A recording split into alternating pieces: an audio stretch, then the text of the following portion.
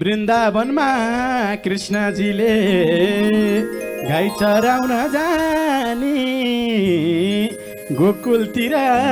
कृष्णजीले गाई चराउन जानी,